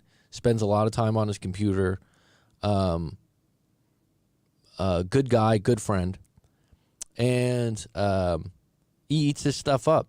He loves it. He says it's absolutely true. Anything that comes on where it's like women are this, women are that, women are this, absolutely eats it up. All the while, would his results be different if he was in better shape alone? Absolutely. Now, his mindset's in that because it supports him being at home and being a slug, right? And being overweight. He doesn't have to address being overweight or having less options when, wow, there's a lot of good information online that supports me that's actually a community, right? And I'm okay with that. Just know what it is. Know why you're there. Know why you're supporting it. Ask yourself sometimes, when you really support something, why do I support this? Why do I want this to be true? Most things are not true. They're opinions. There's a difference. What I'm talking about right now, it's my opinion.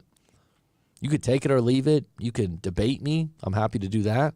But it's just my opinion in the end. And if we got in a debate and you're like, no, it's like this. No, this is like this. Women are like this. Men are like this. Dating's like this. People are like this. Now, here's the difference. Here's the difference.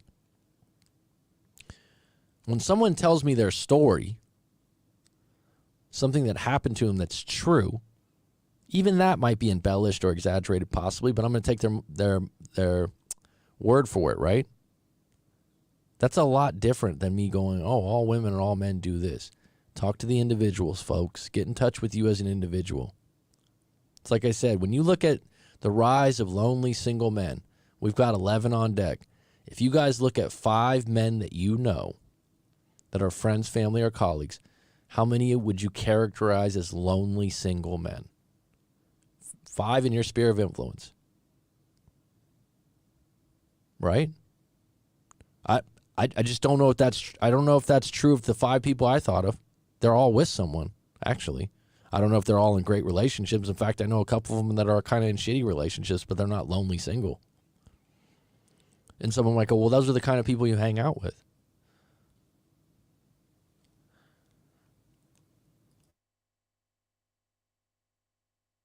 There's a lot of women who are single too, so. Responding to the article via Twitter are a number of men who insist that women are too picky and have double standards. They claim that they actually have great personalities and women just don't want to date them because they aren't good looking. Which, it's not all about being good looking. I think appearance plays a role in attraction, obviously, but I don't think it's everything. You have to have a good personality. You have to have something going for you.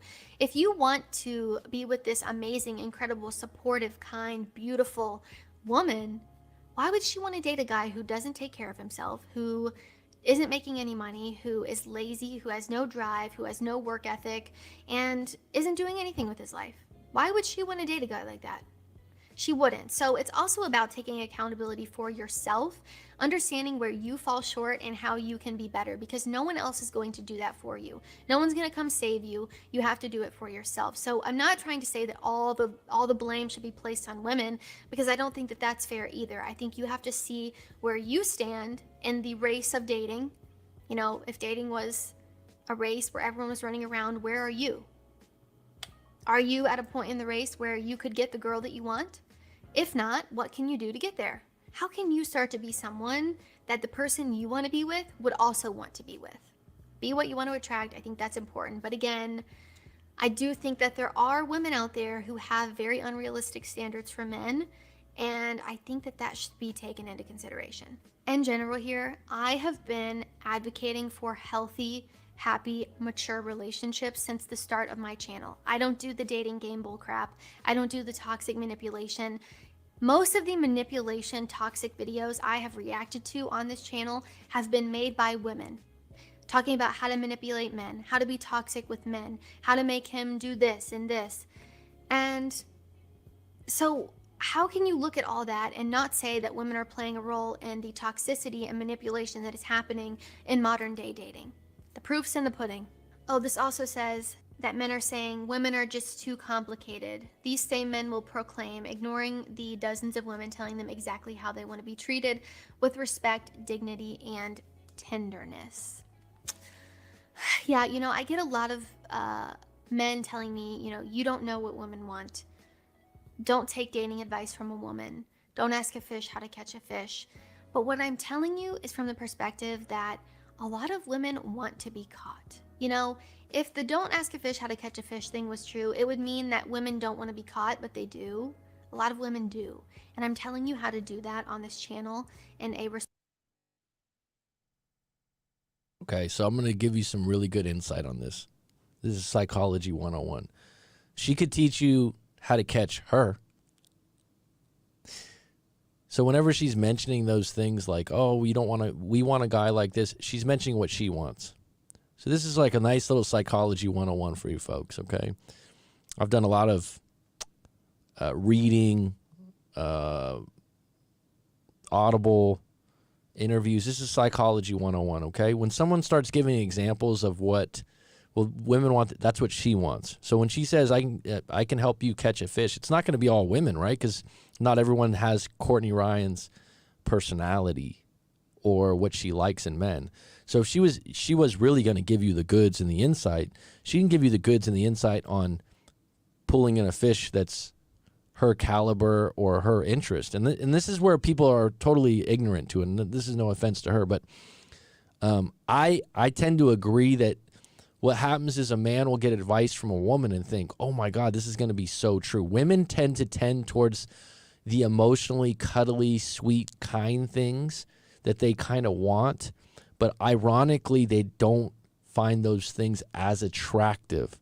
Now, they'll suggest them to a guy friend or a guy that they work with, like, hey, buy her flowers or do this or do that.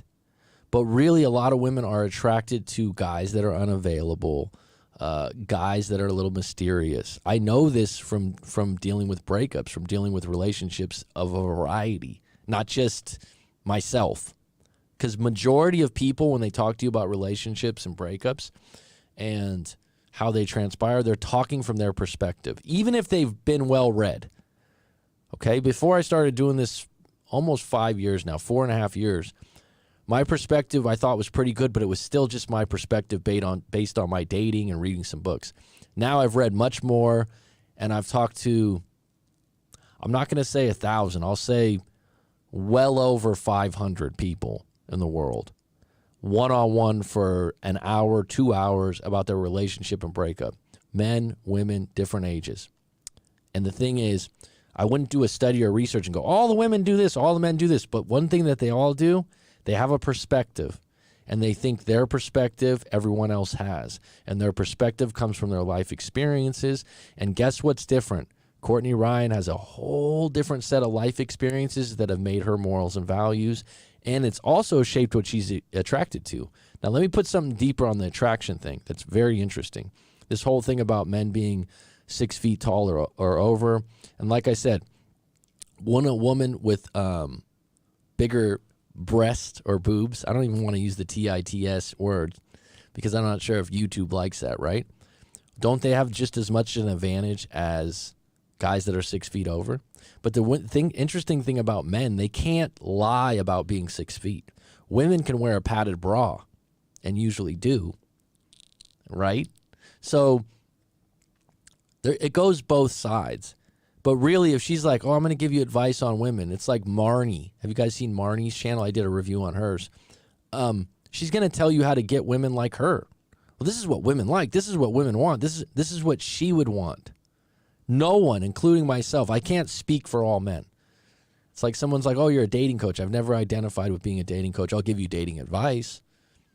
I'm not a pickup artist. I've had a few relationships. I consider myself pretty good with women, but I don't consider myself a dating coach. I consider myself someone that helps people with breakups first and foremost, right? But I do help people with their relationships and individual limited beliefs. Now, if you ask my dating advice, a lot of clients do. I'll give it to you. I have a different perspective, right? And I have, the interesting thing about my situation, I have clients about 60-40. I get about 60% men, 40% women, and that's different every month. This is the thing, though. If someone goes, oh, I'll teach you, they're going to teach you how they do it. Now, let's say you get some guy that's really good with women. And you're like, damn, this guy gave me so much information. Here's what you're going to do, though. You're going to pull the type of women he pulls.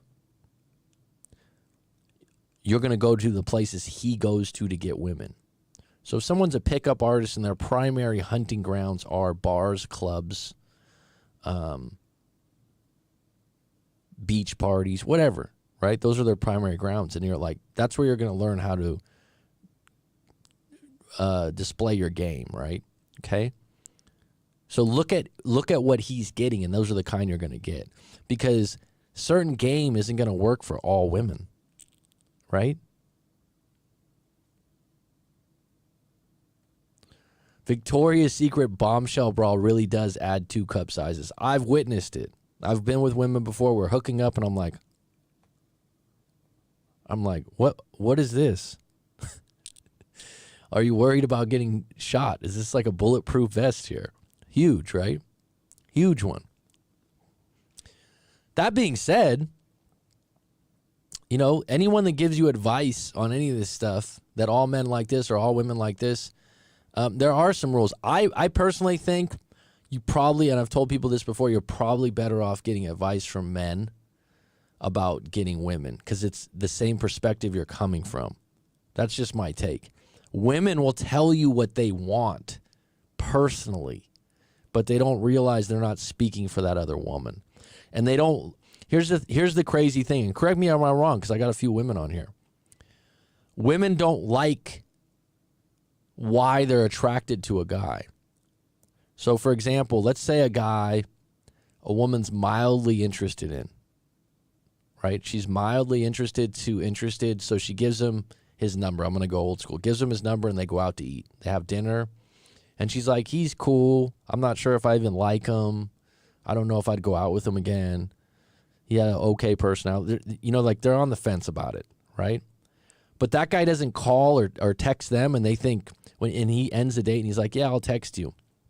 But he doesn't call. He doesn't text, and he's the one that leaves them hanging. Actually, that woman will like that man more. Tell me I'm wrong on that. I'm talking about mild interest. I'm not talking about like she fully is unattracted to him. I'm saying it's on the fence. I don't even know if I'd go out with him again. Let's say that guy doesn't attract him. I know this. I've done this with women before, not on purpose, just because, I'll be honest, at this stage of my life, I have confidence. And if I'm not interested, I won't call. I'll just be like, oh, that was a date. It didn't work out. It's fine. And I've had women later on be like, why didn't you call? I didn't like you that much, but I was more interested. Like, why wouldn't you call me? Because they're so used to it. So it puts the woman in a situation where she's like, God, I'm used to guys calling me, especially if she's cute. I'm not even going to say hot, just cute, right? Because cute, some guys think you're hot and give you a lot of attention, whatever. And she thinks like, what happened? What happened? Mysterious, the loop starts playing. Why didn't he call me? The attraction gets higher because you're on their mind. So like in the world of game and all that, it's like, how can I be on her mind? Well, one way is like, why didn't he call me? What did I miss? I thought he really liked me, even though I wasn't sure about him, but now I like him more. Now, the woman doesn't like being in that situation, right? You don't like that because you're like, why didn't he call me? Why? I don't like this. But at the same time, you're more interested. So when you go to get advice from a woman, she would never give you that advice. Like, oh, when you go out with her, don't call her for like 4 or 5 days. A woman would never say that to a guy because you know why? She'd be like, I don't like it when guys do that, but I like them more. Right? She wouldn't push that on as advice. She'd go, you know what? Bring her, be nice to her, be emotionally available, be a gentleman. And that might work. That might be okay. That might be a good approach with certain women. But overall, being unavailable, being a little mysterious in the beginning of a relationship, especially when it's not on purpose. I'm not saying like you going, oh, I'm going to be mysterious, I'm going to lie. It's like, no, you're just not as interested as the other person, or you got things going on, or you're busy. It's not tried. And so when she's like, oh, it's true. Men that are good with women are probably better to go to than women for advice on how to date women. Okay, that was a little confusing. But going back, just be careful that the guy that you're getting advice from, you like his track record.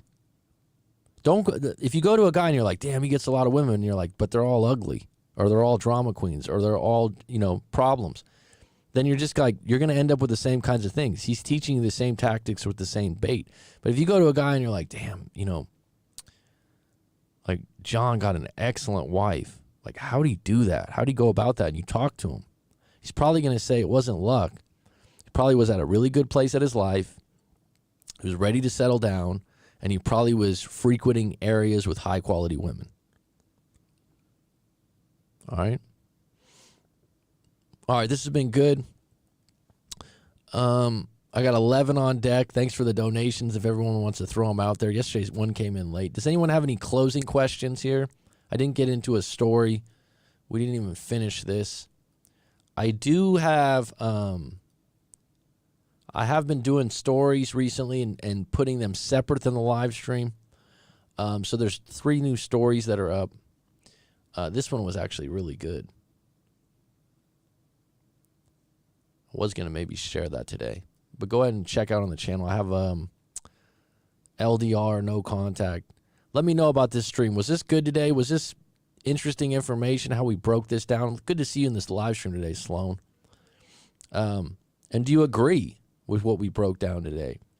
My point to close this out is just run, don't walk when you see something that all men do this, all women do this, all men do this. And if it's a blame game, ask yourself this. Why am I wanting to identify with this? Like, this has been a thing on YouTube now, seeking out women and putting them on YouTube that are full of themselves and have high standards and are basically being made fools of to be on the videos. And they're like, oh, this is how all women are in the Western world. It's like, what? Right? How does that apply?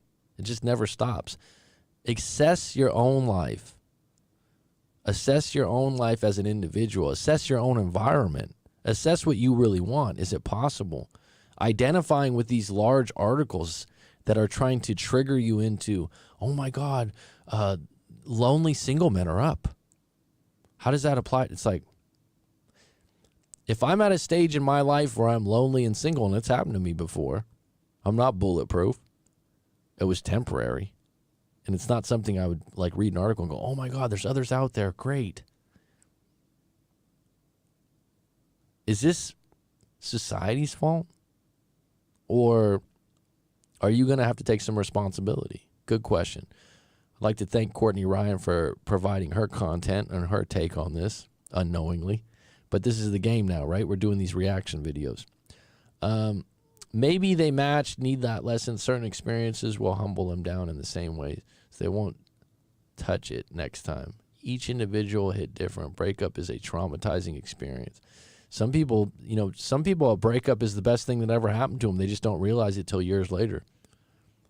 I know a couple of mine, I'm like, you know what? Timing was bad. Another one was like, God, post-breakup, I was like, I hope we get back together. And now I look at it and I'm like, oh my God, thank God we went in different directions. Because I can't think of my life going any better without her. And that's not to say she was a bad girlfriend. She was a very good girlfriend. But what it sparked in me, beautiful. All right, folks, it's been good. It's been grand. Petty Betty, Eve Colt, Roller Girl, who I think you've been around since the beginning. Sloan, Percy Blue. If you guys want to check out Percy Blue, he does some cool music. I think you can look him up on YouTube. Very talented individual. And did we have anyone else come in for a little cameo? Everybody has their own interpretation of what they perceive in life. Absolutely. Popular social media points with a bright brush and shit broken down like what Mac is doing here. I appreciate you, Sloan. I appreciate you. Take it slow, folks. Curtains.